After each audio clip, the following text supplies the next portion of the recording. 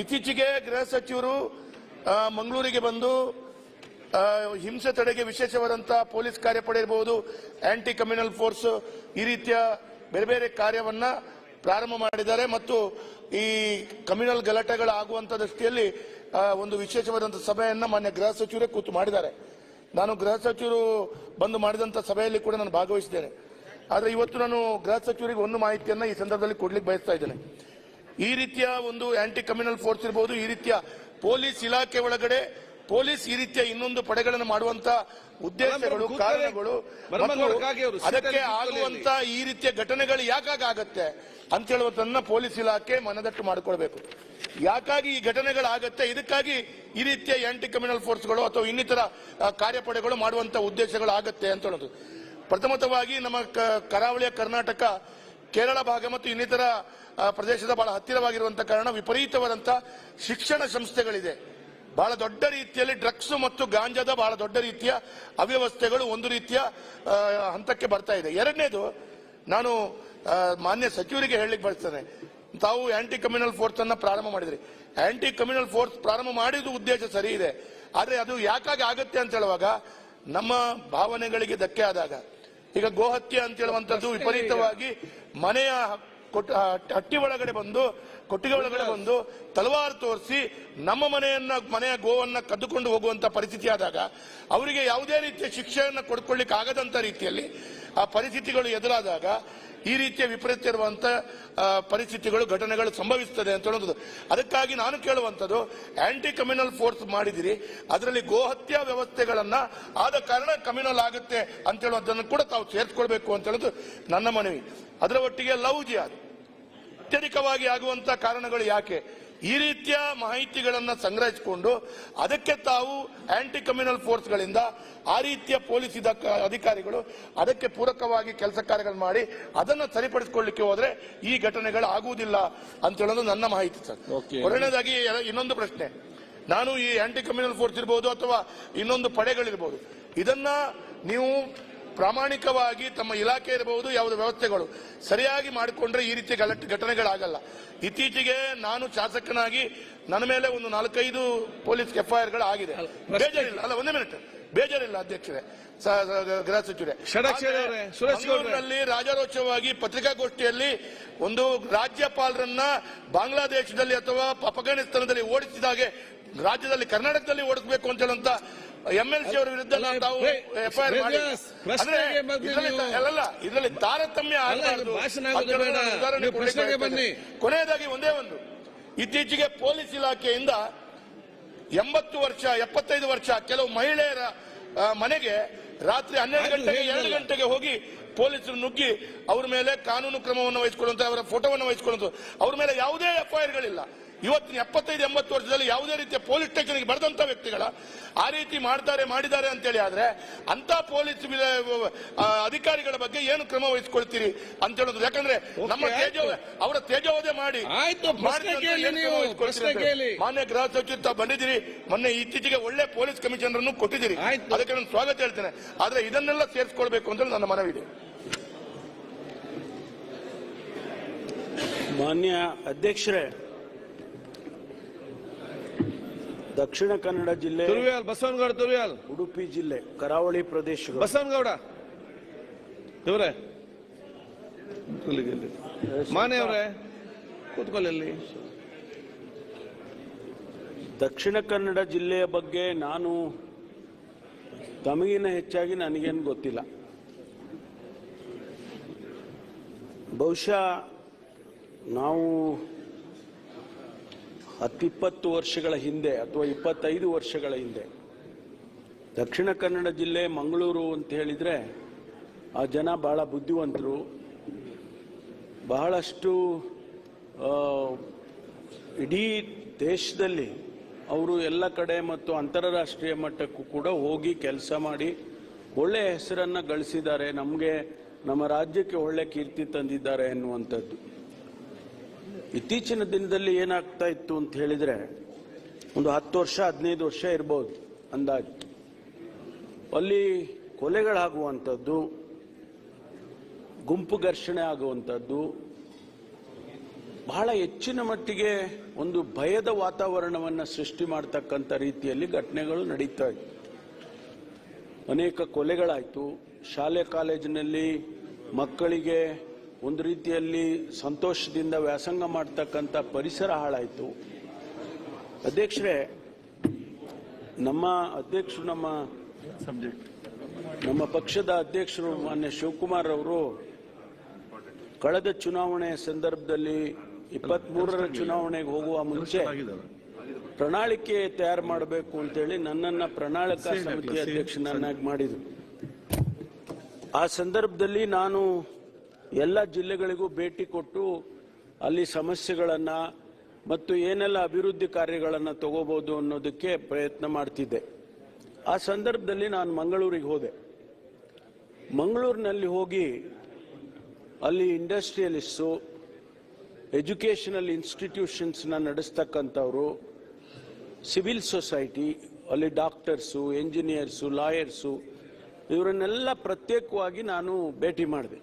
Including ಮಾಧ್ಯಮದ ಸ್ನೇಹಿತರನ್ನು ಕೂಡ ಭೇಟಿ ಮಾಡಿದೆ. ಬಹಳ ನೋವಿನ ಸಂಗತಿ ಏನಂತ ಹೇಳಿದ್ರೆ, ಅವರೆಲ್ಲ ಹೇಳಿದ್ದು ವಿಚಾರಗಳು ಸಂಕ್ಷಿಪ್ತವಾಗಿ ನಾನು ಹೇಳ್ತೇನೆ.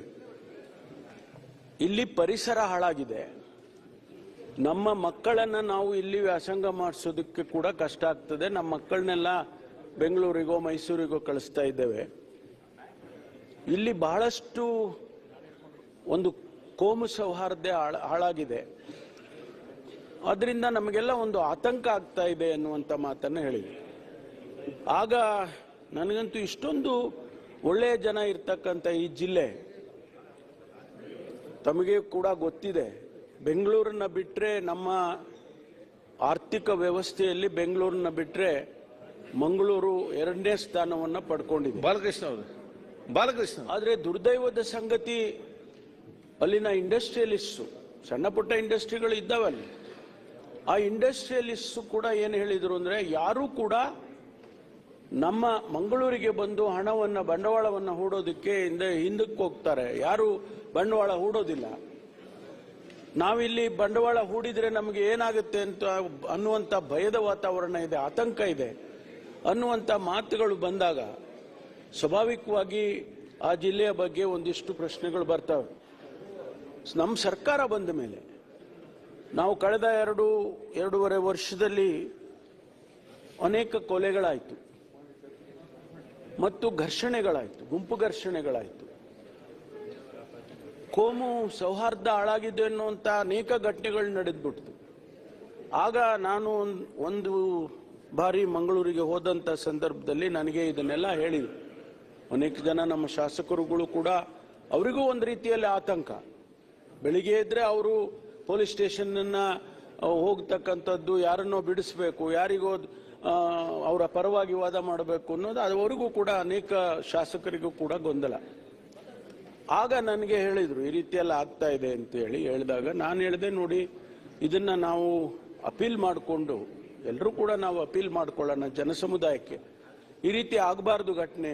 ಒಂದು ನಮ್ಮ ಊರಿಗೆ ಕೆಟ್ಟ ಹೆಸರು ಬರುತ್ತೆ, ವಾತಾವರಣ ಹಾಳಾಗಿದೆ, ಜನ ಬಹಳ ಭೀತಿಯಿಂದ ಬದುಕ್ತಾ ಇದ್ದಾರೆ ಅನ್ನುವಂಥದ್ದು. ಆಗ ನಾನು ಅಲ್ಲಿ ಅನೌನ್ಸ್ ಮಾಡಿ ಬಂದೆ, ಒಂದು ಸ್ಪೆಷಲ್ ಆಕ್ಷನ್ ಫೋರ್ಸ್ ಮಾಡ್ತೇವೆ, ಇದನ್ನು ಹತ್ತಿಕ್ಕುವಂಥ ಕೆಲಸ ಮಾಡ್ತೇವೆ ಅಂತೇಳಿ ಮಾಡಿದ್ವಿ. ಅವರಿಗೆ ನಾವು ಟರ್ಮ್ಸ್ ಆಫ್ ರೆಫರೆನ್ಸ್ ಏನು ಕೊಟ್ಟಿದ್ದೇವೆ ಅಂತ ಹೇಳಿದ್ರೆ, ಸುಮ್ಮನೆ ಎಲ್ಲರ ಮನೆಗೂ ಹೋಗಿ ರಾತ್ರಿ ಹೊತ್ತು ಹೋಗಿ ನೀವು ಜಪ್ತಿ ಮಾಡಿ ಹಾಗೆ ಅಂತಕ್ಕಂಥದ್ದು ಕೊಟ್ಟಿಲ್ಲ. ನಾವು ಯಾರು ಕೂಡ ಇಲ್ಲಿವರೆಗೂ ಸ್ಪೆಷಲ್ ಆಕ್ಷನ್ ಫೋರ್ಸು ಯಾವುದೇ ಮನೆಗೆ ಹೋಗಿಲ್ಲ. ರೆಗ್ಯುಲರ್ ಫೋರ್ಸ್ ನೈಟ್ ಬೀಟ್ ಮಾಡ್ತಾರೆ, ಅವರು ಹೋಗಿರ್ಬೋದು. ಆದರೆ ಅವರಿಗೆ ಕೊಟ್ಟಿರ್ತಕ್ಕಂಥ ಟರ್ಮ್ಸ್ ಆಫ್ ರೆಫರೆನ್ಸ್ ಏನಂದ್ರೆ, ದ್ವೇಷ ಭಾಷಣ, ಉದ್ರೇಕಕಾರಿ ಘಟನೆಗಳು, ಕೋಮು ಸಂಬಂಧಿತ ಘಟನೆಗಳಿಗಾಗಿ ಮಾಧ್ಯಮ ಮತ್ತು ಸಾಮಾಜಿಕ ಮಾಧ್ಯಮಗಳನ್ನು ಬಳಸುವವರ ಮೇಲೆ ನಿಗಾ ಇಡುವುದು, ಸಂಭಾವ್ಯ ಕೋಮು ಹಿಂಸಾಚಾರದ ಬಗ್ಗೆ ಕಣ್ಗಾವಲು ಮತ್ತು ಮಾನವ ಗುಪ್ತಚರ ಮೂಲಕ ಎಚ್ಚರಿಕೆ ವ್ಯವಸ್ಥೆಯನ್ನು ರಚಿಸುವುದು. ಆಮೇಲೆ ಪ್ರಾಬಲ್ಯದ ಮೂಲಕ ವಿಶ್ವಾಸ ವೃದ್ಧಿ ಕ್ರಮಗಳನ್ನು ಕೈಗೊಳ್ಳುವುದು, ಮೂಲಭೂತೀಕರಣವನ್ನು ಗುರುತಿಸಲು ಮತ್ತು ಮೇಲ್ವಿಚಾರಣೆ ಮಾಡಲು ಕ್ರಮಗಳನ್ನು ಕೈಗೊಳ್ಳುವುದು, ಕಮ್ಯೂನಲ್ ಸಂದರ್ಭದಲ್ಲಿ ವಿಶೇಷ ಕಾರ್ಯಪಡೆ ಅಧಿಕಾರಿ ಸಿಬ್ಬಂದಿಗಳು ಅವರನ್ನ ನೇರವಾಗಿ ನಿಯಂತ್ರಿಸಿ ಈ ಟರ್ಮ್ಸ್ ಆಫ್ ರೆಫರೆನ್ಸ್ ಅನ್ನ ಕೊಟ್ಟಿದ್ದೇವೆ ವಿನಾ ಅವರು ರಾತ್ರಿ ಹೊತ್ತು ಯಾರ್ದೋ ಮನೆಗೆ ಹೋಗಿ ವಯಸ್ಸಾದವ್ರ ಮನೆಗೆ ಒಂಟಿಯಾರವ್ರ ಮನೆಗೆ ಅಥವಾ ಅವರಿಗೆಲ್ಲ ಎಬ್ಬಿಸಿ ಅವರಿಗೆ ತೊಂದರೆ ಮಾಡ್ತಕ್ಕಂಥದ್ದು ಅವರಿಗೆ ಜವಾಬ್ದಾರಿ ಕೊಟ್ಟಿಲ್ಲ. ಇಲ್ಲಿಯವರೆಗೂ ಯಾವುದೇ ಅದಕ್ಕೆ ಅಂತಹ ಉದಾಹರಣೆಗಳಿಲ್ಲ. ಆದರೆ ರೆಗ್ಯುಲರ್ ಬೀಟ್ ಪೊಲೀಸು ನೀವು ಹೇಳಿದ ಮೇಲೆ ಈ ನಮ್ಮ ಈ ಕ್ರಮದ ಜೊತೆಯಲ್ಲೇ ಬಂದಿದೆ. ಅದು ಯಾವಾಗ ಈ ಕಮ್ಯುನಲ್ ಇದು ಘಟನೆಗಳು ನಡೆಯೋದಕ್ಕೆ ಶುರುವಾಯಿತು, ನಾವು ಸ್ವಾಭಾವಿಕವಾಗಿ ಪೊಲೀಸ್ನವ್ರನ್ನ ಜವಾಬ್ದಾರಿ ಮಾಡ್ತೀವಿ. ನಿಮ್ಮ ಏರಿಯಾದಲ್ಲಿ ಏನೆಲ್ಲ ನಡೆಯುತ್ತೆ ಅದನ್ನ ನೀವು ನಿಯಂತ್ರಣ ಮಾಡದೇ ಇದ್ರೆ ನಿಮ್ಮ ಮೇಲೆ ಕ್ರಮ ತಗೊಳ್ತೀವಿ ಅಂತ ಹೇಳ್ತೀವಿ ನಾವು ರಿವ್ಯೂ ಮಾಡುವಾಗ. ಅರಗಜ್ಞಾನಂದ ಅವ್ರಿಗೆ ಗೊತ್ತಿದೆ, ಅಶೋಕ್ ಅವ್ರಿಗೂ ಗೊತ್ತಿದೆ, ಯಾಕೆಂದ್ರೆ ತಾವುಗಳು ಕೂಡ ಗೃಹ ಸಚಿವರಾಗಿ ಕೆಲಸ ಮಾಡಿದಿರಿ. ಆದರೆ ನಿಯಂತ್ರಣ ಈಗ ತಾವು ಹೇಳಿ ಕಾಮತ್ರೆ, ನಾನು ಒಂದು ಪೀಸ್ ಸಮಿತಿ ಸಭೆಯನ್ನ ಮಾಡಿದೆ. ಮನೆಯ ಗೌರವಾನ್ವಿತ ಎಲ್ಲ ಶಾಸಕರುಗಳು ಕೂಡ ಬಂದಿದ್ರು, ತಾವು ಕೂಡ ಅದರಲ್ಲಿ ಭಾಗವಹಿಸಿದ್ರು. ಎಲ್ಲರಿಗೂ ಒಂದು ರೀತಿಯ ಒಂದು ಭಾವನೆ ಬಂದಿದೆಯಾ ಇಲ್ವಾ? ಹೌದಪ್ಪ, ನಾವೆಲ್ಲ ಶಾಂತಿಯಿಂದ ಇರಬೇಕು, ನಮ್ಮೂರಿಗೆ ಕೆಟ್ಟ ಹೆಸರು ಬರ್ತಾ ಇದೆ, ನಮ್ಮೂರಿಗೆ ಬಂಡವಾಳ ಬರ್ತಾ ಇಲ್ಲ, ನಮ್ಮ ಟೂರಿಸಂ ಹಾಳಾಗ್ತಾ ಇದೆ, ಇದು ಆಗಬಾರ್ದು, ನಮ್ಮ ಮಕ್ಕಳಿಗೆ ಮುಂದೆ ಭವಿಷ್ಯ ಒಳ್ಳೇದ್ರ ನಿರ್ಮಾಣ ಮಾಡಿಕೊಡ್ಬೇಕು ಅಂತಕ್ಕಂಥದ್ದು ಬಂದಿದೆಯಾ ಇಲ್ವಾ? ತಾವು ಕೂಡ ಭಾಗವಹಿಸಿದ್ರಿ, ಮಾತನಾಡಿದ್ರಿ. ಎಲ್ರಿಗೂ ಬೇಕಾಗಿರೋದು ಒಂದು ಶಾಂತಿ ಇರಬೇಕು ಅಂತ. ಆ ಶಾಂತಿ ಸಭೆ ಕೂಡ ಯಶಸ್ವಿಯಾಗಿದೆ ಅಂತ ಹೇಳಿ ನಾನು ಅಂದ್ಕೊಳ್ತೇನೆ. ಮಾನ್ಯ ಅಧ್ಯಕ್ಷರೇ, ತಮಗೆ ಗೊತ್ತಿದೆ, ಅಲ್ಲಿಂದ ಇಲ್ಲಿಯವರೆಗೂ ಯಾವುದೇ ಅಂತ ಘಟನೆಗಳು ಇವತ್ತು ರಿಪೋರ್ಟ್ ಆಗಿಲ್ಲ. ನಿಜ, ನಾವು ಅಂಕಿಅಂಶಗಳು ನೋಡಿದ್ರೆ ಅವತ್ತು ಅಷ್ಟು ಮರ್ಡರ್ ಆಗಿತ್ತು, ಇವತ್ತು ಇಷ್ಟು ಮರ್ಡರ್ ಆಗಿತ್ತು, ಇದೆಲ್ಲ ಹೇಳ್ಬೋದು. ಮನಸ್ಸುಗಳು ಒಂದಾಗಬೇಕಲ್ಲ. ಆ ಮನಸ್ಸುಗಳು ಒಂದಾಗೋದಕ್ಕೆ ನಾವೇನೆಲ್ಲ ಪ್ರಯತ್ನ ಮಾಡಬೇಕು ಅದನ್ನ ನಾವು ಮಾಡಲೇಬೇಕಾಗ್ತದೆ. ಆ ಕೆಲಸ ಮಾಡಿದ್ದೀವಿ ವಿನಾ ಯಾರಿಗೋ ರಾತ್ರಿ ಹೊತ್ತು ಅವ್ರ ಮನೆಗೆ ಹೋಗಿ ಅವ್ರನ್ನ ತೊಂದರೆ ಮಾಡಬೇಕು, ಅನವಶ್ಯಕವಾಗಿ ಅವರಿಗೆ ಡಿಸ್ಟರ್ಬ್ ಮಾಡಬೇಕು ಅಂತಿಲ್ಲ. ಆದ್ರಿಂದ ಆ SAF ಅಂತ ಏನು ನಾವು ಸ್ಪೆಷಲ್ ಆಕ್ಷನ್ ಫೋರ್ಸ್ ಮಾಡಿದ್ದೇವೆ, ಅದು ಒಂದಿಷ್ಟು ಉಪಯೋಗ ಆಗಿದೆ ಅಂತೇಳಿ ನನಗೆ ಅನ್ಸತ್ತೆ. ನಾನು ಖಂಡಿತವಾಗಿ ರೆಗ್ಯುಲರ್ ಆಗಿ ಮಾನಿಟರ್ ಮಾಡ್ತಾ ಇದ್ದೇನೆ. ಮಂಗಳೂರನ್ನ, ಉಡುಪಿಯನ್ನ, ಕಾರವಾರದ, ಉತ್ತರ ಕನ್ನಡವನ್ನ, ಈ 3 ಜಿಲ್ಲೆ ಜೊತೆಗೆ ಶಿವಮೊಗ್ಗ ಎಲ್ಲಿ ಸೆನ್ಸಿಟಿವ್ ಇದೆ ಅದನ್ನ ರೆಗ್ಯುಲರ್ ಆಗಿ ನಾನು ಅದನ್ನ ಮಾನಿಟರ್ ಮಾಡ್ತಾ ಇದ್ದೇನೆ. ಒಂದು ನಿಯಂತ್ರಣಕ್ಕೆ ಬಂದಿದೆ ಅಂತ ಹೇಳಿ ನನಗನ್ಸುತ್ತೆ ಮಾನ್ಯ ಸಭಾಧ್ಯಕ್ಷರೇ. ಆದ್ರಿಂದ ತಮ್ಮ ಸಹಕಾರ ಬಹಳ ಮುಖ್ಯ. ತಾವೆಲ್ಲ ಏನು ಎಲೆಕ್ಟೆಡ್ ರೆಪ್ರೆಸೆಂಟೇಟಿವ್ಸ್ ಇದ್ದೀರಿ, ನಿಮ್ಮ ಸಹಕಾರ ಬಹಳ ಮುಖ್ಯ. ಇದು ಇಲ್ಲದೆ ಇದ್ರೆ, ನಿಮ್ಮ ಸಹಕಾರ ಇಲ್ಲದೆ ಇದ್ರೆ ಶಾಂತಿ ಬರೋದಿಲ್ಲ ಅಲ್ಲಿ. ಆದ್ರಿಂದ ನಾನು ತಮಗೂ ಮನವಿ ಮಾಡ್ಕೊಳ್ತೀನಿ, ದಕ್ಷಿಣ ಕನ್ನಡ ಜಿಲ್ಲೆ, ಉಡುಪಿ ಜಿಲ್ಲೆ ಶಾಸಕರುಗಳಿಗೆ ಮತ್ತು ಸಂಸದರಿಗೆ ಎಲ್ರಿಗೂ ಕೂಡ ನಾನು ಮನವಿ ಮಾಡೋದಿಷ್ಟೇ, ತಮ್ಮ ಸಹಕಾರ ಕೊಡಿ, ಶಾಂತಿ ಮಾಡಿ. ಒಳ್ಳೆ ಜಿಲ್ಲೆ, ಒಳ್ಳೆ ಜನ ಇರುವಂತ ಜಿಲ್ಲೆ ಅದು. ಮಂಗಳೂರು ನಮಗೆ ಕಿರೀಟಪ್ರಾಯವಾದಂಥದ್ದು ಜಿಲ್ಲೆ ಮಂಗಳೂರು ನಮಗೆ. ಅಲ್ಲಿ ನಾವು ಈಗ ತಾನೇ ನಮ್ಮ ಉಪಮುಖ್ಯಮಂತ್ರಿಗಳು ಮತ್ತು ನಮ್ಮ ಟೂರಿಸಂ ಮಂತ್ರಿಗಳು ಮಾತಾಡ್ತಾ ಇದ್ದು, ಏನಾದರೂ ಮಾಡಿ ಆ ಕೋಸ್ಟಲ್ ಏರಿಯಾದಲ್ಲಿ ಟೂರಿಸಂ ಡೆವಲಪ್ ಮಾಡಬೇಕು ಅಂತ. ಈಗ 10 ನಿಮಿಷದ ಕೆಳಗಡೆ ನಾವು ಮಾತಾಡ್ತಾ ಇದ್ದು. ಅದರಿಂದ ಅದಕ್ಕೆ ಅವಕಾಶ ಇದೆ.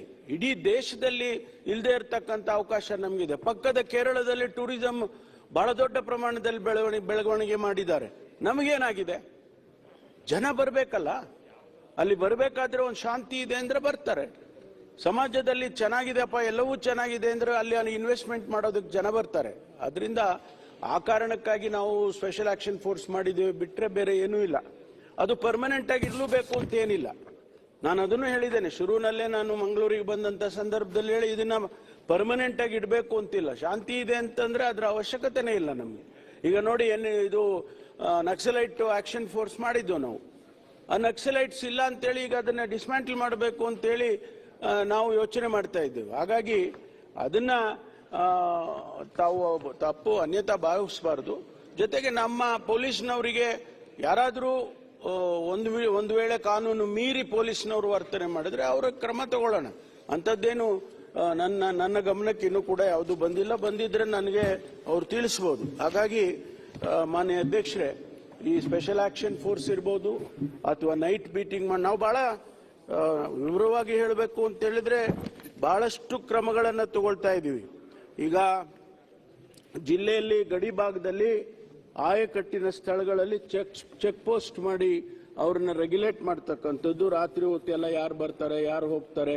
ಈಗ ತಾವು ಹೇಳಿದ್ರಿ ಕೇರಳದಲ್ಲಿ, ಅದು ಕೇರಳದಿಂದ ಬಹಳ ಜನ ಬರ್ತಾರೆ ಹೋಗ್ತಾರೆ, ಇದೆಲ್ಲ ಆಗುತ್ತೆ. ಅದನ್ನ ರೆಗ್ಯುಲೇಟ್ ಮಾಡಬೇಕಲ್ಲ. ಅದಕ್ಕೋಸ್ಕರ ಕೂತ್ಕೊಳ್ಳಿ ಕಾಮತ್ರೆ ಸ್ವಲ್ಪ, ಯಾಕೆಂದ್ರೆ ಬಹಳ ಉತ್ತಮವಾದ ಪ್ರಶ್ನೆ ಕೇಳಿದಿರಿ ನೀವು. ಒಂದ್ ಸ್ವಲ್ಪ ಹೇಳ್ಬೇಕಲ್ಲ. ಅಪರಾಧಗಳನ್ನ ತಡೆಗಟ್ಟುವ ನಿಟ್ಟಿನಲ್ಲಿ ಗುಡ್ ಮಾರ್ನಿಂಗ್ ಬೀಟ್ ಅಂತ ಮಾಡಿದ್ದಾರೆ. ಬೆಳಗ್ಗೆನೆ ಬಂದು ನಿಮ್ಮನ್ನ ಮನೆ ಹತ್ರ ಅವ್ರು ಕೇಳ್ತಿರೋದ್ ಬಿಟ್ಟು ಇನ್ನೆಲ್ಲ ಹೇಳ್ಬಿಟ್ರು.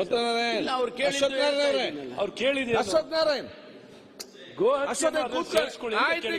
ಯಾವುದು ಈ ಒಂದು ಅಶ್ವಥ್ ನಾರಾಯಣ್ ಅವರೇ ಉತ್ತರ ಕೊಡ್ಲಿ. ಗೋ ಹತ್ಯೆಯನ್ನು ಸೇರಿಸ್ಕೊಳ್ಳಿ ಅಂತ ಕೇಳಿದ್ದಾರೆ. ಆಯ್ತು, ಅದ್ ಬಿಟ್ಟು ಇನ್ನೆಲ್ಲ ಹೇಳ್ತಾ ಇದ್ದೀರಾ. ಅಲ್ಲಲ್ಲ, ಅಶ್ವಥ್ ಯಾವ್ದು ಅಲ್ಲಲ್ಲ, ಅಶ್ವಥ್ ನಾರಾಯಣ್ ಪ್ರಶ್ನೆಗೆ ಉತ್ತರ ಕೊಟ್ಟಿದ್ದೀನಿ. ನಾನು ಹೇಳಿದ್ದೀನಿ ನಿಮ್ಗೆ ಸಂಭಾವ್ಯ ಕೋಮು ಹಿಂಸಾಚಾರದ ಬಗ್ಗೆ ಕಣ್ಗಾವಲು, ಅದನ್ನು ಅರ್ಥ ಮಾಡ್ಕೋಬೇಕು ನೀವು. ಇನ್ ಬಿಟ್ವೀನ್ ದಿ ಲೈನ್ಸ್ ಅದನ್ನ ನಿಮ್ ಇನ್ ಬಿಟ್ವೀನ್ ದ ಲೈನ್ಸ್ ನಮ್ಗೆ ಅರ್ಥ ಆಗಲ್ಲ ಸರ್. ಯಾಕೆ ಅರ್ಥ ಆಗಲ್ಲ ನಿಮಗೆ? ಈಗ ರಾತ್ರಿ ಗಸ್ತು, ಬೀಟ್, ರಾತ್ರಿ ರೌಂಡ್ಸು ಕಡ್ಡಾಯವಾಗಿ ನಡೆಸಲಾಗ್ತಿದೆ, ಆಗ್ತಿದೆಯಲ್ಲ.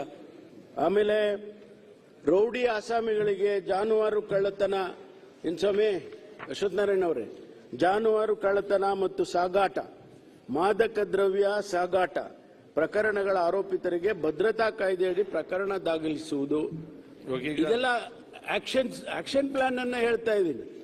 ಆದ್ರಿಂದ ಇವೆಲ್ಲವನ್ನು ಕೂಡ ಸೈಬರ್ ಕ್ರೈಮಿಗೆ, ಡ್ರಗ್ಸಿಗೆ ಎಲ್ಲವನ್ನು ಕ್ರಮ ತಗೊಳ್ಳೋದಕ್ಕೆ ನಾವು ಈಗಾಗಲೇ ಅದಕ್ಕೆ ಒಂದು ಮಾಹಿತಿಗಳನ್ನ ನಮ್ಮ ಪೊಲೀಸ್ನವರು ಪ್ರತಿಯೊಬ್ಬರಿಗೂ ಕೂಡ ಗೈಡ್ಲೈನ್ಸ್ ಅನ್ನ ಕೊಟ್ಟಿದ್ದೇವೆ. ಆದ್ರಿಂದ ಈಗ ನಮಗೆ ಬೇಕಾಗಿರ್ತಕ್ಕಂಥದ್ದು ಮಾನ್ಯ ಅಧ್ಯಕ್ಷರೇ ಶಾಂತಿ ಬೇಕು, ಆ ಭಾಗದಲ್ಲಿ ಶಾಂತಿ ಬೇಕು. ಅದಕ್ಕೆ ಅವರ ಸಹಕಾರವನ್ನು ಕೂಡ ನಾನು ಕೇಳ್ತೇನೆ.